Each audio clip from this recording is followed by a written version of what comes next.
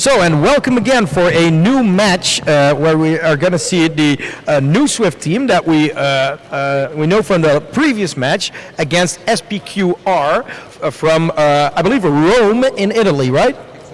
La Sapienza. Sapienza. It's also, I believe, that the in the ancient Roman times, SPQR was on the flags of the Romans.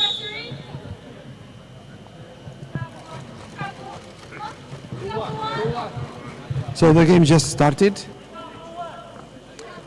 The blues are the Australians and the reds are the Italians.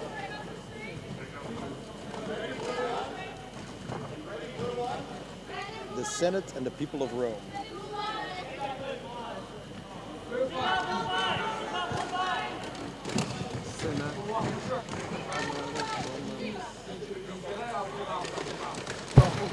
So the team of SPQR seem to have a little bit of an issue again with their own players crashing into each other, which means that probably two of the players will be taken out of the field. SPQR has the ball, but is being heavily defended by the number 4 of the NUSWift team.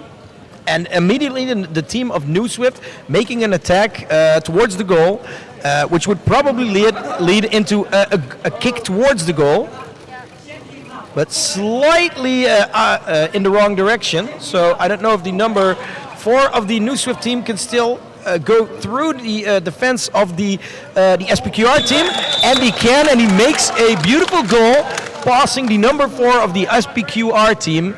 And making this a 1-0 for the team of NUSWift from Australia.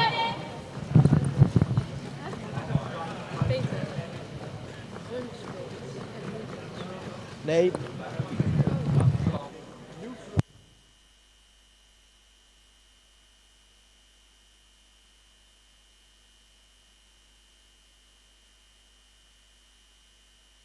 In the meantime, it might be interesting to know that SPQR stands for Senatus Populus Romanus, which translates to the Senate and the people of Rome. Nice name.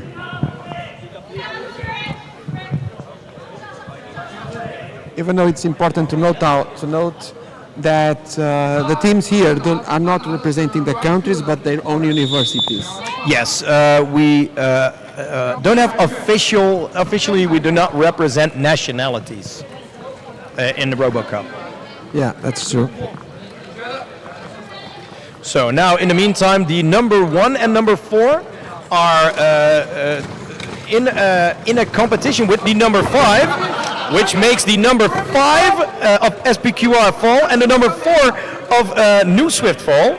In the meantime, there's the other team members of SPQR, the number 4, manages to take the ball, but immediately gets defended by the number 4 of NUSWift. The number 4 trying to get up again, which works, but in the meantime, the referee has stopped the game. It's a free kick, but probably because of the contact the players had earlier.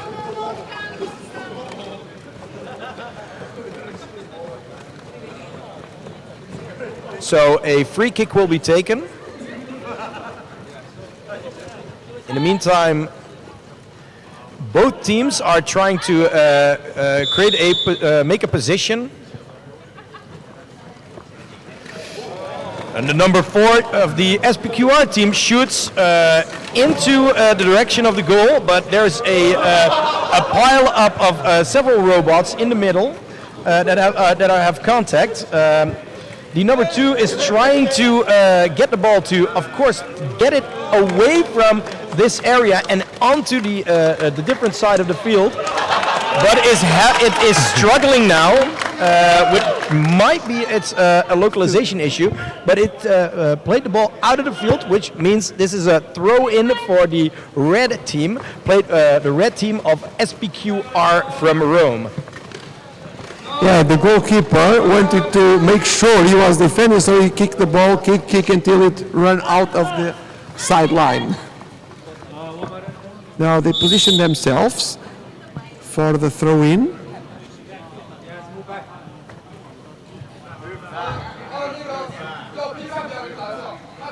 The Italian player is looking for the angle to kick. The number 2 now plays again to the number 3, to the number 5. So the team of NewSwift is now in possession of the ball. But there appears to be something going on. The referee now again stops the game. And robot number 2 of NewSwift is taken out of the field.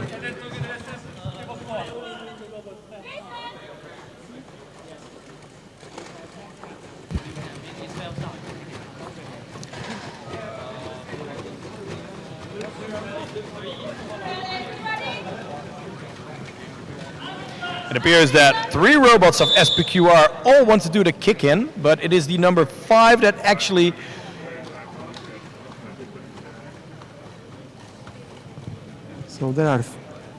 So now they are looking at which robot will take the kick in, basically.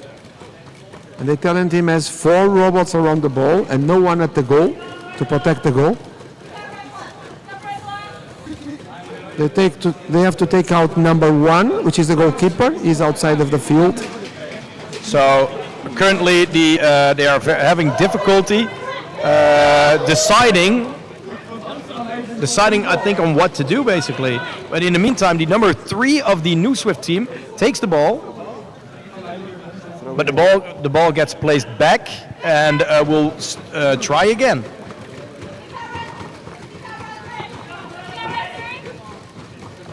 It's taking very long to score this throw-in. They have been there for like 2 minutes or so. Yes, this is taking up quite a bit of time now. But I hope we can quickly get a throw-in or a kick-in in a few minutes now. So at the moment, the SPQR team has only 1 player in the field and is the one trying to kick for the throw-in.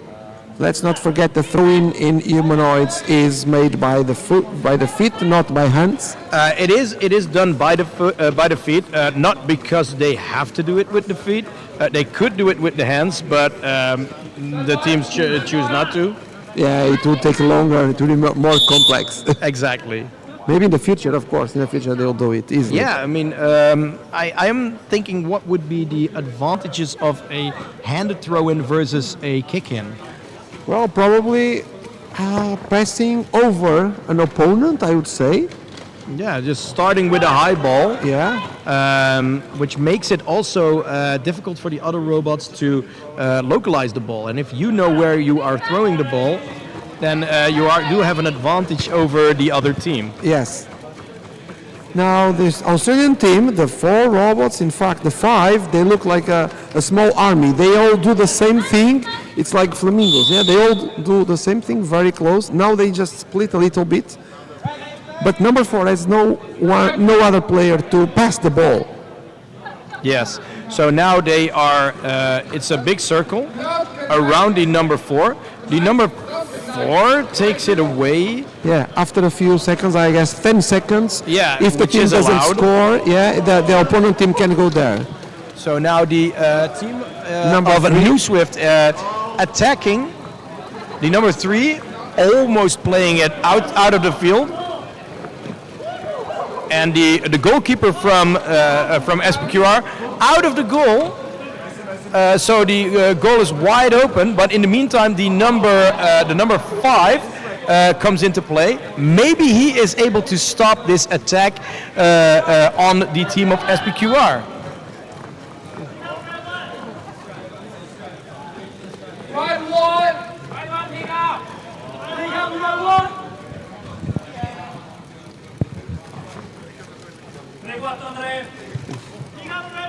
This shouting that we hear is when the referee asks a team to remove one player because he did something wrong.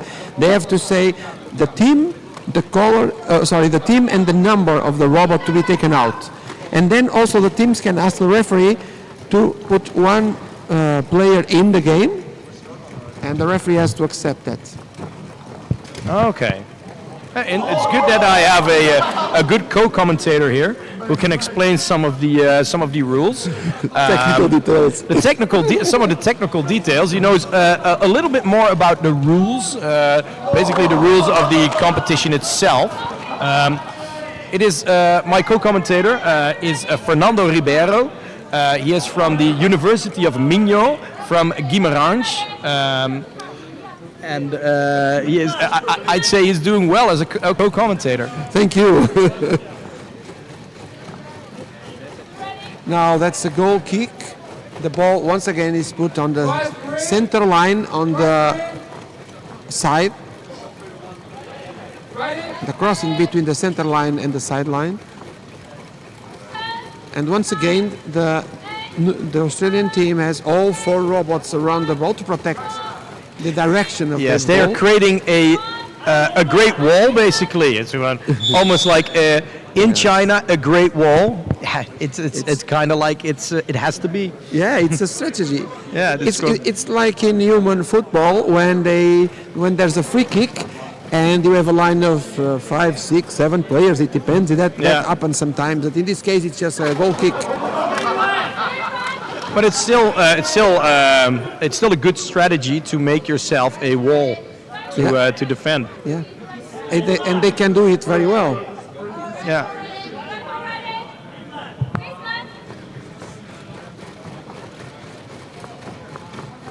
So now there are again 4 field players of SPQR in the field against the 5 field players of NUSWift.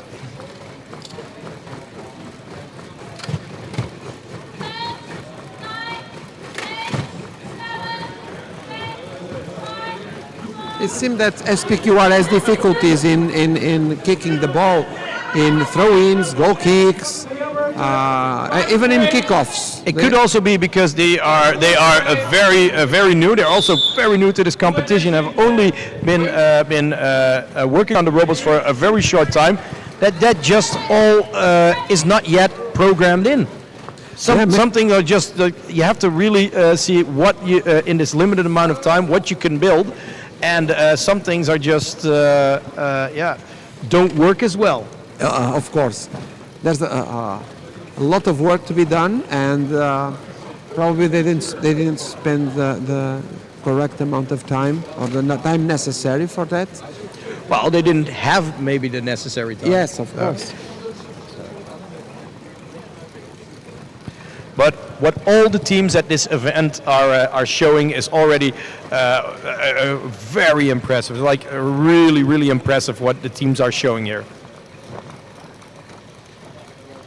And the ball is out of the field, which will be a throw-in, probably by the blue team of NUSWift.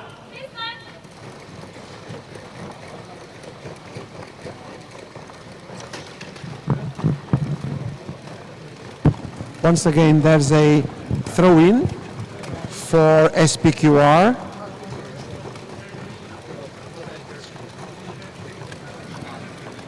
Yeah, they also come from standard platforms, so they have experience as well. On humanoids, of course. Yes, the SPQR team also comes from the standard platform league, which had the nows. You can see that a lot of the now teams have a good advantage in this very competition because also they are used to playing with legged robots instead of.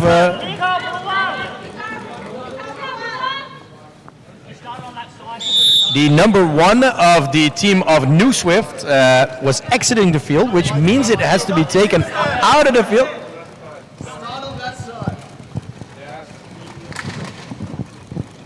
Oh, but can immediately enter the field again. Yes, as soon as the referee authorizes that, the team has to ask for it, and then they will do it. The team asks the referee accepts or not. Number 1 is protecting the ball. So it's the whole match is It is a very close match, but now the number 2 of SPQR immediately goes for an attack, but the number 3 of the NewSwift team immediately defending. But can the number 2 break through the defense? And no, it can't. And the number 3 takes the ball back in the other direction. But immediately the number 5 is going to try another attempt. But in the meantime, there's only a few seconds on the clock, which means that this is the end of the first half. The end of the first half. And we have a score of 1-0. 1-0. Some of the robots look like fainting, which means probably they are running out of batteries. Yeah, or over-exhaustion, but some indeed are falling over. It's better to fall over during halftime than during a match. Exactly.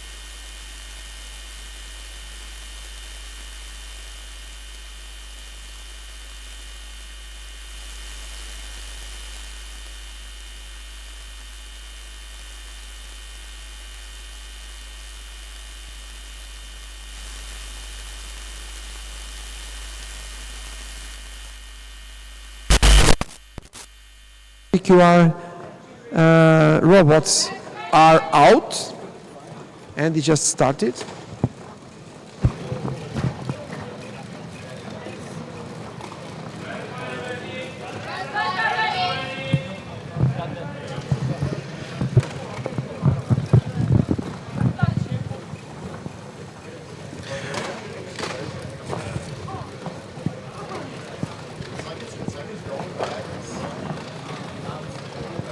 So in the meantime, the second half has started, where the NewSwift team immediately makes a good attack towards the opposing team, but the number 2 and number 1 are making a great defense to make sure that it cannot score a goal.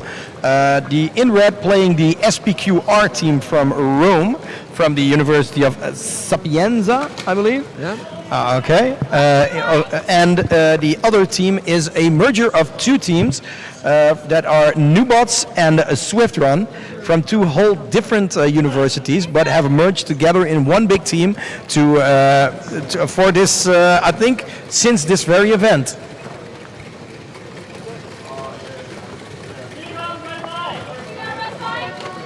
The team from New South Wales, University of New South Wales from Australia, they have been playing with on the standard platform, which means the legged robots, now legged robots, since 2008. They started on RoboCup, and before that, they were playing with the eyeballs since '99, which means a lot of experience on legged robots. Yeah, so for the people who don't know what the eyeballs were like little Sony robot dogs, like small quadrupeds that could play with, I believe it was the size of a ping pong ball. Yes, it was a golf ball, orange golf ball. Orange golf Yes. ball, so it's slightly larger. Yes. Oh, it's more or less the size of a ping pong ball. So. Okay.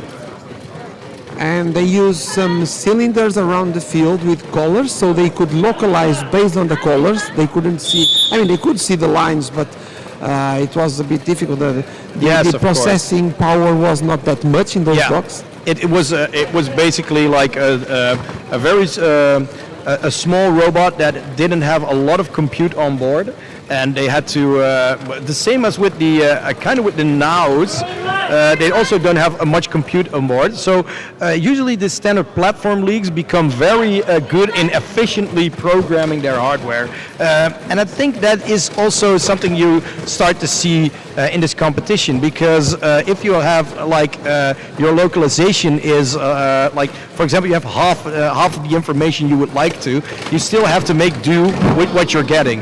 And so most of the teams that come from the standard platform league appear to be having a slight advantage in this competition now.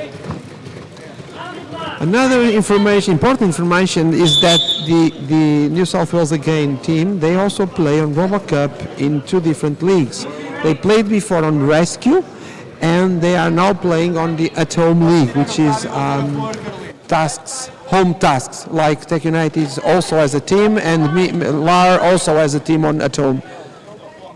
So they have experience not just on football, but on other challenges, robotic challenge. Yes, like a lot of different teams who are competing in RoboCup and now also in this World Humanoid Robot Games, RCAP Beijing Masters, play in different leagues. So there are several teams who don't just play football but also different competitions.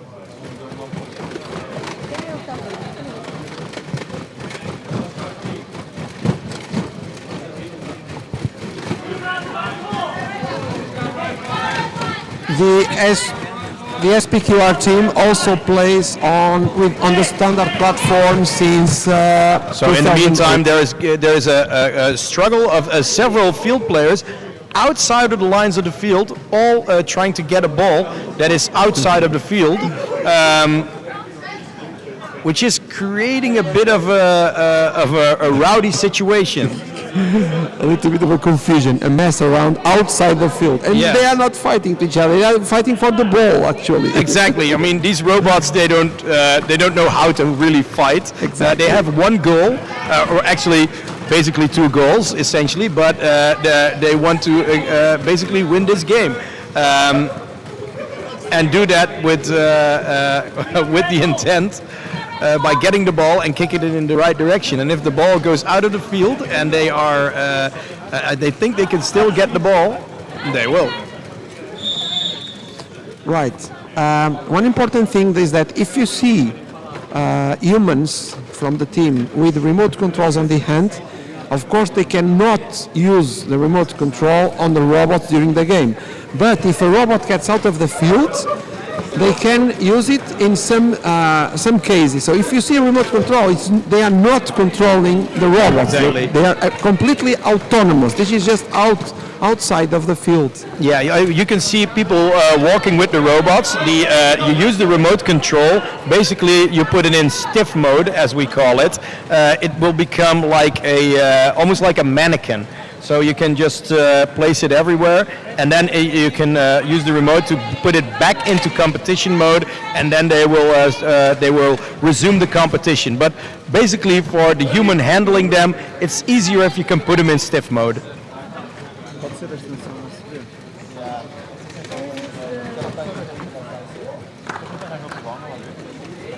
And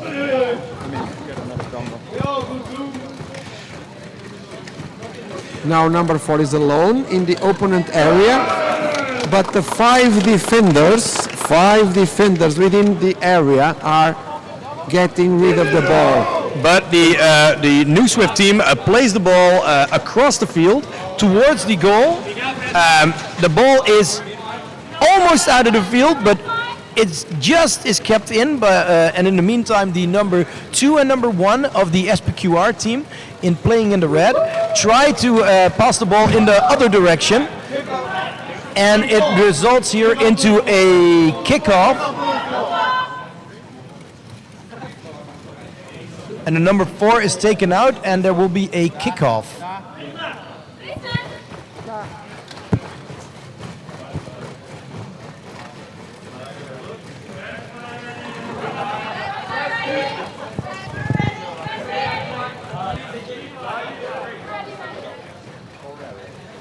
So it looks like the number 4 will be taking the kickoff, but the number 2 is a little bit in its way. I wouldn't say it's not a very strategical position to stand there, because it's very easy that the ball will get out of the field again, and that did happen.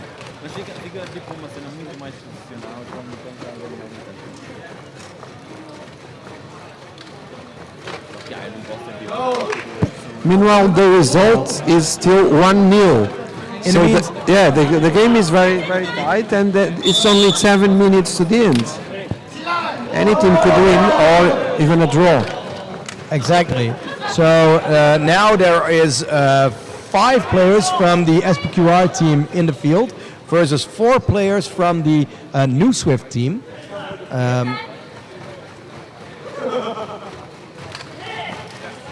So the number 3 of the SPQR team kicking the ball, while it shouldn't be kicking the ball, because the throw-in was, I believe, from the other team.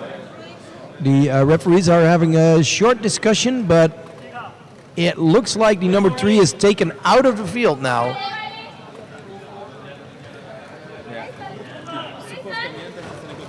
So in the meantime, the number 1 is going for a kick-in, while the other field players are forming almost like a wall, like a coliseum around the player.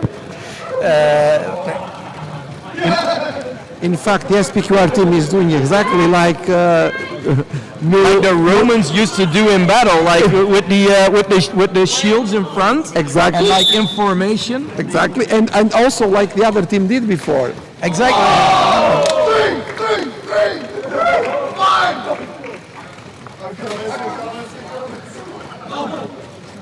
So the number 4 going towards a goal kick, but the number 3 is there to defend. Missed. But the number 4 is missing the goal, but it made the goal kick, and that is a beautiful goal by the NUSWift team from Australia, making this a 2 versus 0 score for the NewSwift team from Australia. A merger of 2 different teams from 2 completely different universities. Yeah, New South Wales, University of New South Wales and University of Newcastle, both in Australia.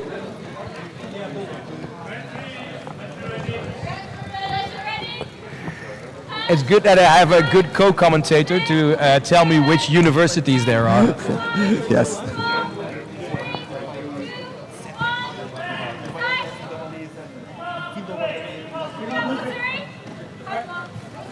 In the meantime, for the people at home, have a look at the beautiful stadium we're playing in, and the LEDs that are around this. They beautifully constructed what they call the Panda Eye, which is right next to the ice skating ring in Beijing.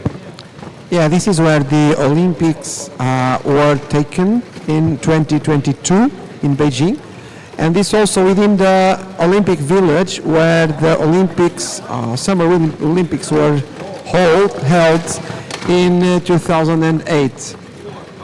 And now it seems that this Ice Ribbon building is becoming a robotics training center for good. Like this area that we are in, it's called the Panda Eye, will be a permanent location for testing and testing facility and basically training facility for robotics. As well as the Ice Ribbon. As well as the Ice Ribbon? Exactly. Oh, so the whole building will be turned into a robotics compound, basically. Yeah, in the last few days we have seen them building several structures, buildings, I would say, for so far temporary, but they will be definite, related with robotics. So teams can come here and practice for some sports, and yeah, they expect this to be like a definite place just for robotics testing. Oh wow! So the Beijing is really investing a lot and making this the place for, I guess, robotics in the region. Exactly.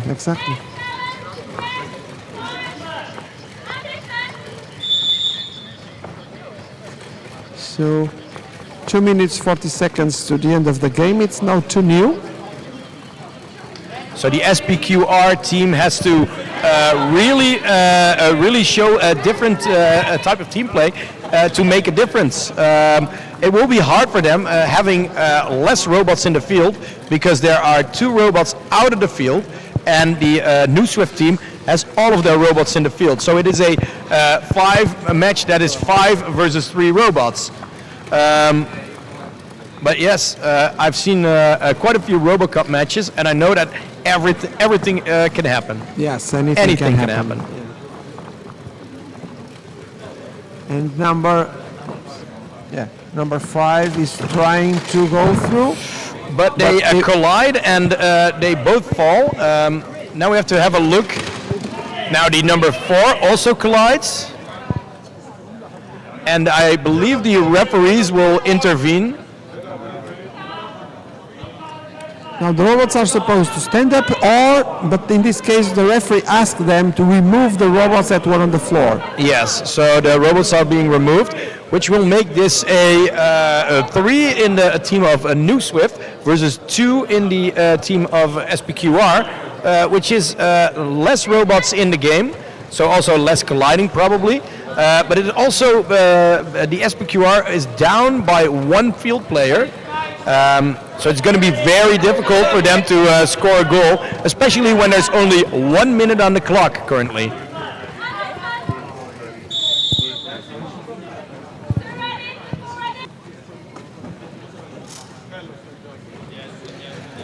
The number 2 appears to be hesitating, and so if it takes too long, the other team is allowed to take the shot. So now the number 5 has the ball. The number 2 has to defend against multiple robots, all trying to make an attack, and the ball rolls out of the field. So we will see a kick-in slash throw-in for the team of SPQR, I would say. It appears that the team of NewSwift will be taking the kick in. 6, 5, 4, 3, 2, 1.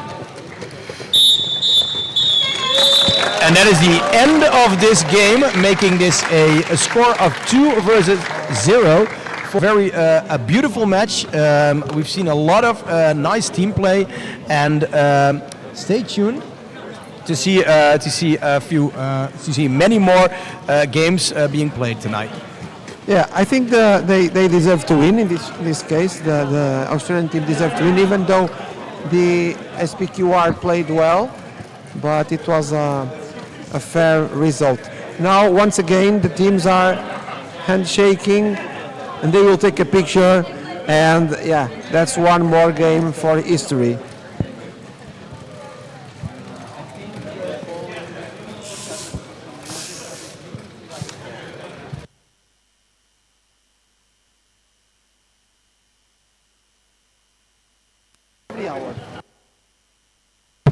So in 15 minutes, the next match will begin, which in Beijing will be at 8 o'clock.